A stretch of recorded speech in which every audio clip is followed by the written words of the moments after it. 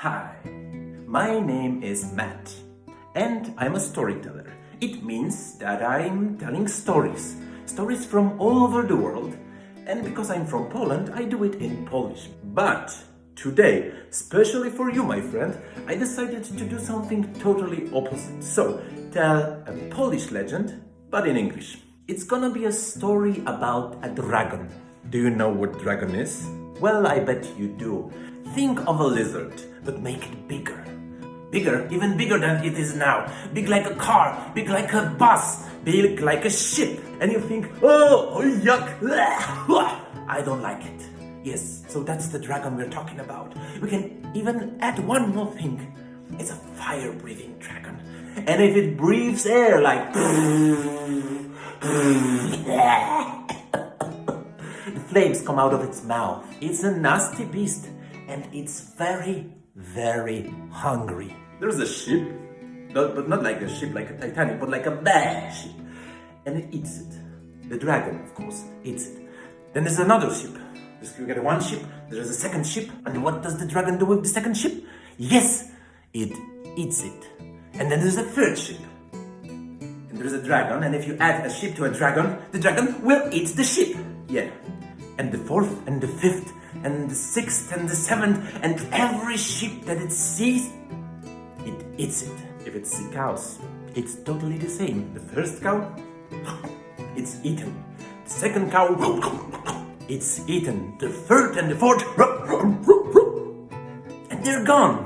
Yes, very dangerous is the dragon, and it eats everything it sees with his reptile eyes.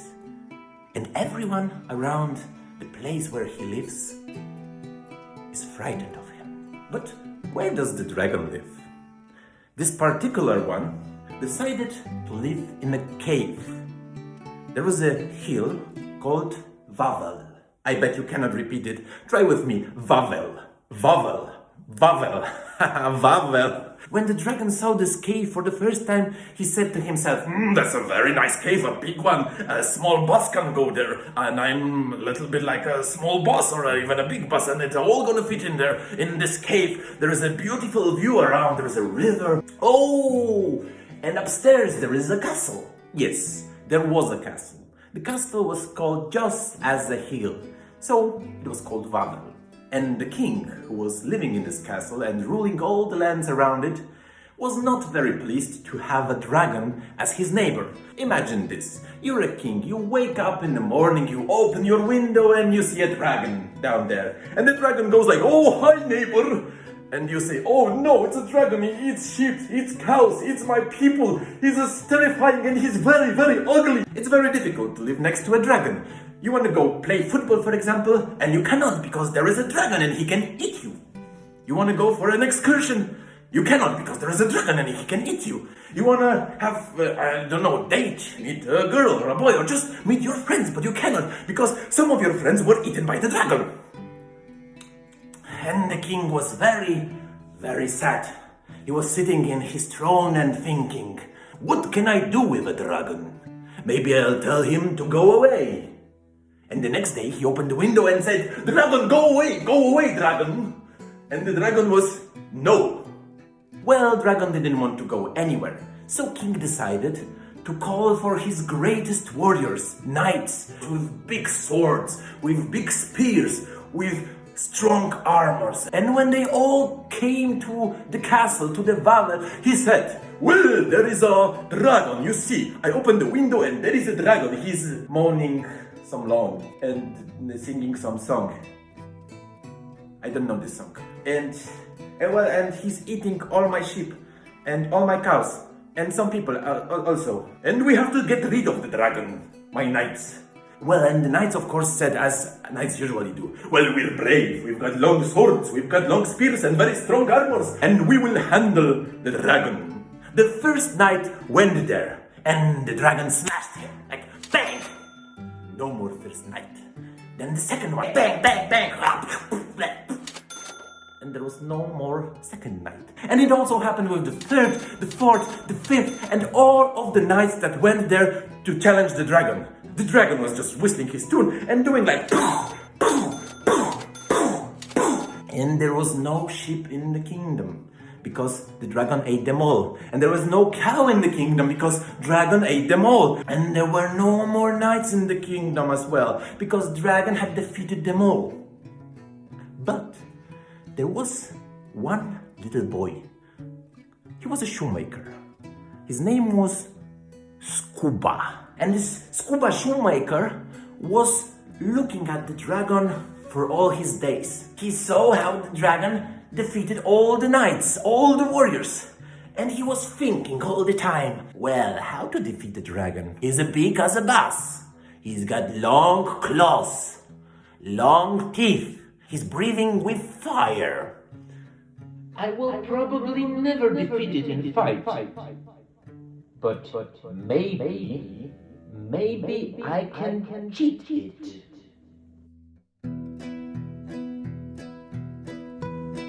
What does the dragon like? Whistling a tune, eating people, eating cow, defeating warriors, and eating sheep. And when he said that the dragon likes to eat sheep, some idea came to him. He decided to make a fake sheep. He took some wool and sew it that it looked exactly like a big fat sheep. And when he did it, he put some poison inside it, and he put even more that the sheep looked even fatter. And then, when the night has come, he took this sheep filled with poison and sulfur and other nasty things and put it in front of the cave where the dragon lived.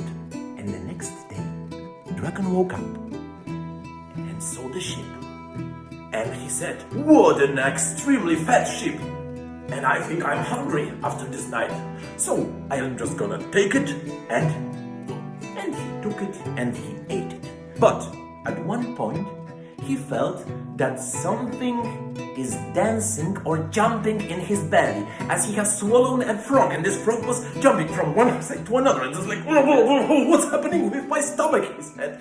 And he felt very, very hot inside because the sulfur and his fire breathing started to make flames inside of his belly. And he said, "Oh no, I think I'm gonna have to drink some water from the river." And he went out from his cave and started to drink water. 1 gulp, and 2 gulps, and 3 gulps, then 4 gulps, and 5 gulps, and more, and more, and more. And his belly was growing, and growing. And he was not looking like a little bus, not like a big bus, but like a plane, or like a big ship. No, but not like a ship like that, but like a doo-doo ship. And then, when he almost drank all the water from all the river, he was so big and so full that he exploded like boom! And this was the end of the dragon. The little canny shoemaker called Skuba defeated him, not with a big sword, not with a big spear, not with a strong armor, but he defeated him with a sharp mind and with a trick. And remember, my friends, well, I think now I can call you my friends. It doesn't matter how strong you are. The most important is how smart you are. Now you know the story of a dragon who lived under the castle called Wawel. It's a real castle that you can find in the city of Krakow, in Poland, of course. Thank you for your attention, and I hope now we are friends and we will meet someday very soon. Thanks for being here for last several minutes, and see you later. Bye.